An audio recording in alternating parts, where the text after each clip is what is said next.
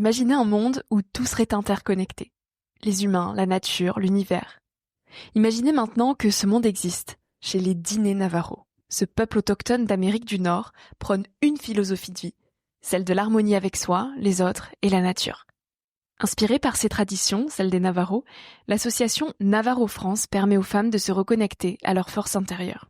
Cette association est soutenue par Nouveau Monde et ensemble ils lancent le programme Ojo, un programme immersif de 4 jours, conçu pour accompagner des femmes qui traversent des difficultés professionnelles. Peinture de sable, chant, immersion en nature, autant d'ateliers qui aident à retrouver confiance, équilibre et clarté dans son parcours. Ce projet pilote est guidé par Lorenza Garcia, passeuse de la culture Navajo, et le prochain séminaire aura lieu du 27 au 30 mars à Coutances en Normandie. Pour s'inscrire, tous les liens sont en description. Tout de suite, place à un nouvel épisode.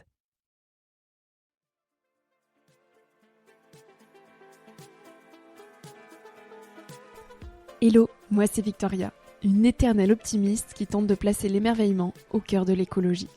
Chaque semaine, je tends mon micro jaune à une personne qui m'inspire pour poser mes questions sur ce qui fait nos vies. À travers le parcours audacieux de mes invités, je questionne la confiance en soi, le sens d'une vie, l'amour, la liberté, l'écologie, bref, autant de sujets qui traduisent un monde qui bouge et qui rythme nos vies. Tout de suite, je t'invite à emprunter un nouvel œil pour regarder le monde et la vie sous un autre angle. Salut, j'espère que tu vas bien en ce dimanche soir. Petite surprise, petit cadeau du dimanche. Je lance un nouveau format, tout à fait spontané, donc il y aura 0 montage à cette petite note vocale. En fait, c'est un peu mon journal intime du dimanche soir. Et c'est une idée qui m'est venue pendant une méditation à Vipassana, où je me suis dit, mais attends, tous les dimanches soirs, je fais le bilan de ma semaine dans un carnet où je note mes gratitudes et je reviens un peu sur tous mes états d'âme qui m'ont traversé durant ces 7 jours. Et ça serait trop chouette de l'enregistrer aussi par la voix pour ancrer mes pensées autrement, par les mots mais parler. Et du coup, j'avais envie de te partager ça. Ça va être un format assez court où je reviens dans les grandes lignes des états d'âme qui m'ont traversé dans la semaine, de ce qui m'a fait du bien, des questionnements que j'ai pu avoir. Bref, ça va être un méli-mélo de tout ça et je suis trop heureuse de t'embarquer là-dedans. Je vais pas rentrer non plus trop dans l'intime, mais je pense que ça rajoute aussi un peu d'humanité, de montrer qu'on n'est pas tous parfaits, qu'on a aussi tous nos moments un peu moins bien, des moments de up, de fou, et qu'on se pose tous globalement les mêmes grandes questions. Donc voilà, pour ajouter encore plus d'humanité à cette humanité, un nouveau format que je vais essayer de tenir tous les dimanches soirs. Voilà. Cette semaine était giga compliquée émotionnellement. Franchement, c'était dur. J'étais pas bien. Sans réelle raison, je me suis dit que c'était un contre-coup de Vipassana. J'ai un épisode d'ailleurs entier qui va arriver sur le sujet, pas lundi prochain, mais l'autre. Et énorme coup de fatigue où j'avais envie de rien. Un peu ce genre de moment où t'as envie juste de rester dans ta grotte, de pas du tout sociabiliser et de laisser passer. Et là, je me sentais comme ça. Ça a commencé lundi où j'étais en mode waouh, j'ai envie de rien. Il faisait gris. J'ai passé toute ma semaine à Biarritz, donc j'ai pas du tout pris de train cette semaine et je crois que ça m'a fait du bien. Peut-être aussi l'occasion du coup de déverser la fatigue, le fait de me dire que j'avais 7 jours où je pouvais reprendre un peu ma routine, mes habitudes et déposer mes racines un petit peu. Et lundi, ouais, ça a été difficile émotionnellement, petit mood. Et je me suis dit, ok, bah écoute, accepte là où il y a quelques années j'aurais été en mode non mais Victoria, fais-toi violence, t'as dit que tu faisais ça aujourd'hui, tu fais ça aujourd'hui. Et là j'étais en mode ok mais j'ai pas du tout envie de ça aujourd'hui et je vais essayer de jongler autrement. Et du coup j'ai laissé beaucoup plus de place à la lecture, c'est le genre de mood où j'ai juste envie de lire et pas de faire de choses qui me demandent trop de sortir de ma zone de confort et qui activent mon système sympathique parce que juste je sens que j'ai pas d'énergie. Donc j'ai beaucoup lu lundi. Et, et après, j'ai remarqué qu'en fait, mon humeur a été très changeante en fonction du temps cette semaine. Les jours où il a fait beau, j'ai été un soleil avec trop d'énergie et ouais, hyper créative, plein d'idées, envie de voir du monde, vraiment un peu dans le mode extraverti. Et les jours où il pleuvait, qu'il faisait froid, que c'était moche, qu'il y avait du vent, bah j'avais juste envie d'être chez moi. Et donc j'ai essayé de suivre un petit peu ces énergies-là en m'écoutant. Et du coup, ça a fait que j'ai passé une bonne semaine, même si elle n'était pas facile, émotionnellement. Et je me suis raccrochée aussi à des choses qui me font du bien. Il y a pas mal de choses qui ont vraiment embelli ma semaine. Une des, une des premières choses, c'est celle d'avoir repris à me baigner dans l'eau froide. Et ça faisait un moment parce que j'étais partie 3 semaines avec Vipassana. Et là, l'eau a bien baissé. Je crois qu'elle est autour de 12 degrés. Et du coup, j'ai dû quand même me faire un peu violence pour aller me baigner. Et ça m'a fait trop du bien. J'ai fait plusieurs bains froids cette semaine. Et c'est fou, mais souvent on se fait une montagne en fait de choses comme ça, de oh là là, je vais pas y aller parce que ça va être trop froid, etc. Et en fait, une fois qu'on y est, ça fait juste trop du bien. Et il y a plein de petits hacks comme ça où, enfin, en fait, il faut trouver l'équilibre entre j'ai pas envie, j'ai la flemme, ou j'ai pas envie, vraiment mon corps il veut pas. Et j'y travaille encore. Mais là, justement, dans ce moment où j'étais dans le mood, j'ai envie de rien, je me suis dit, allez, quand même, sors, va te baigner. Et franchement, ça a changé directement mon mood de la journée. Et ça me fait pareil pour la course à pied où parfois je m'élance dans des longues sorties.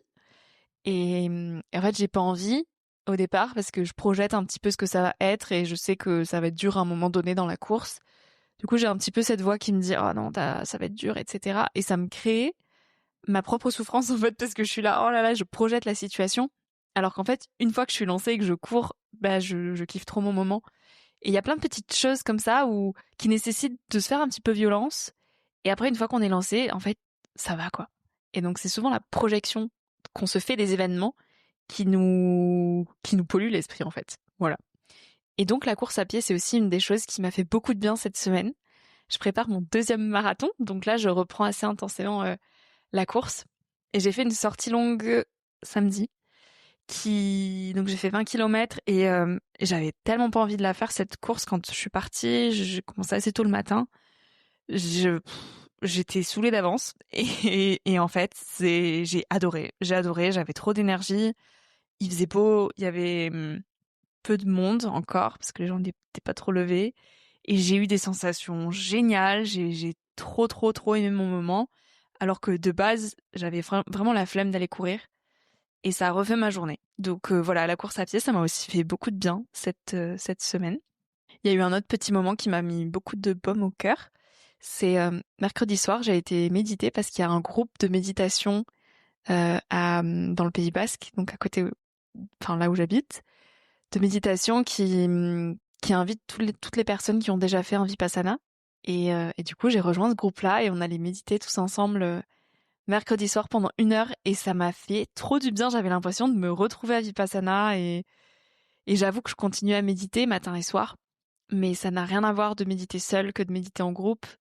Et là, ouais, j'étais un petit peu, oh, mes méditations sont pas aussi profondes qu'à Vipassana quand je médite seule. Et là, j'ai vraiment ressenti des trucs de fou encore mercredi soir, donc ça m'a fait trop du bien. Et sur le retour, j'ai chippé du mimosa sur la route, sur une bord de route pour me ramener du mimosa dans mon appart. Et voilà, c'est jaune le mimosa, donc j'adore ça.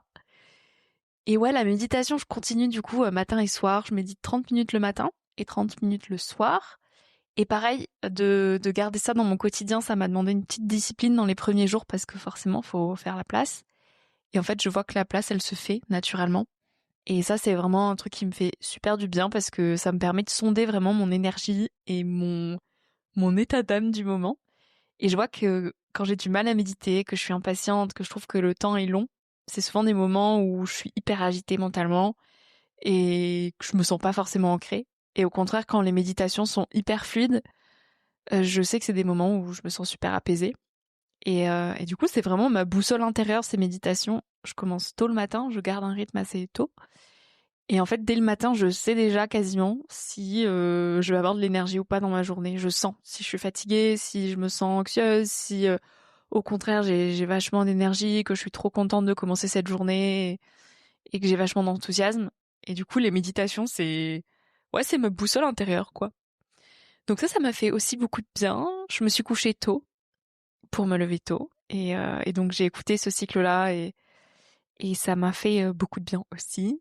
Et j'ai passé du temps avec mes proches. Et ça, c'était, je crois, mes plus beaux moments de la semaine. Parce que ça faisait un moment que je les avais pas vus.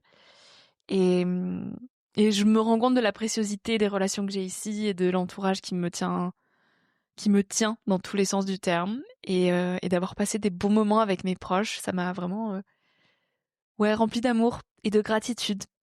J'ai été au cinéma mercredi soir. Non, pas mercredi soir, parce que j'ai médité mercredi soir. Je sais plus quel soir, je crois mardi soir. J'ai été voir Un parfait inconnu sur la vie de Bob Dylan.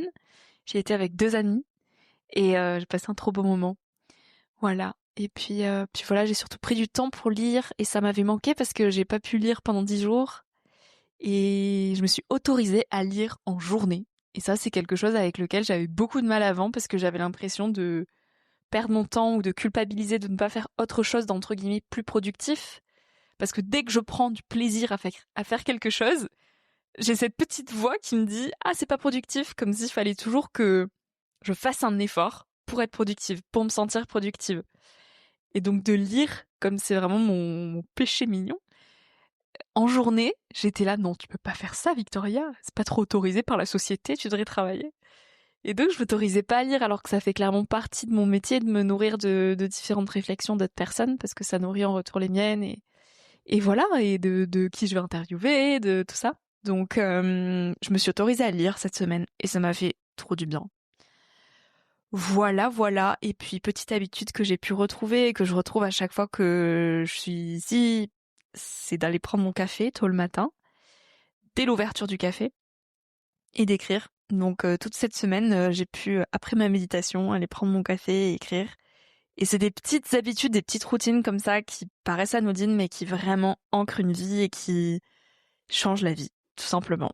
Donc voilà, chacun a ses petites habitudes, ses petits trucs. Moi, c'est ça. Et je sais que, alors ça me manque pas quand je suis pas là, mais quand je reviens ici et que je sais que j'ai plusieurs jours devant moi sans prendre de train, je suis tellement contente de retrouver ces petites habitudes-là, d'aller me baigner, de prendre mes cafés tôt le matin, de me coucher tôt, de pouvoir recuisiner, de prendre le temps de voir mes proches, de lire, d'aller courir, bref, voilà. Donc tout ça m'a fait beaucoup de bien cette semaine. C'était, voilà, pas la semaine la plus on fire de toutes, mais c'est cool aussi ces moments-là, ça va bien avec l'hiver.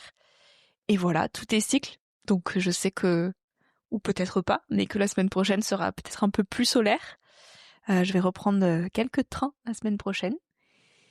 Et voilà, je te souhaite un très bon dimanche soir et je te dis à demain matin pour un nouvel épisode sur Nouvel Oeil qui est incroyable. Je sais que je dis ça à chaque fois, mais vraiment l'épisode de demain, je me réjouis trop de te le partager enfin. Donc à demain matin pour un nouvel épisode et à dimanche prochain pour les petites news de la semaine. Ciao ciao.